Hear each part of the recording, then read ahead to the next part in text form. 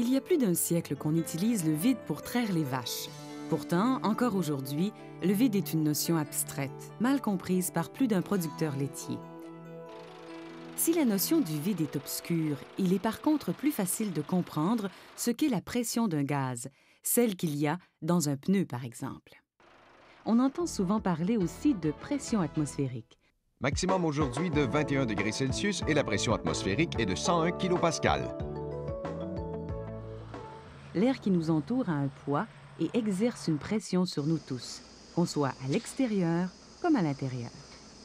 En altitude, la couche d'air étant moins épaisse, la pression atmosphérique est plus faible. Sur la Lune ou dans l'espace, il n'y a pas de pression atmosphérique, tout simplement parce qu'il n'y a pas d'air. Pour mesurer le poids que représente la pression atmosphérique, on se sert d'un baromètre. Il se compose d'un récipient de mercure et d'une tige de verre creuse.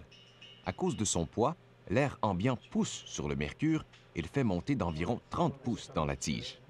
La pression atmosphérique est donc de 30 pouces de mercure, ce qui correspond à environ 100 kPa. La mesure de la pression s'effectue par rapport à la pression atmosphérique. Par exemple, si on souffle dans un réservoir, la pression augmente à l'intérieur. Ici, elle fait monter le mercure de 6 pouces. Dans ce réservoir, on retrouve donc une pression de 6 pouces de mercure. Quant au vide ou vacuum, disons tout d'abord qu'il s'agit d'une pression négative par rapport à la pression atmosphérique.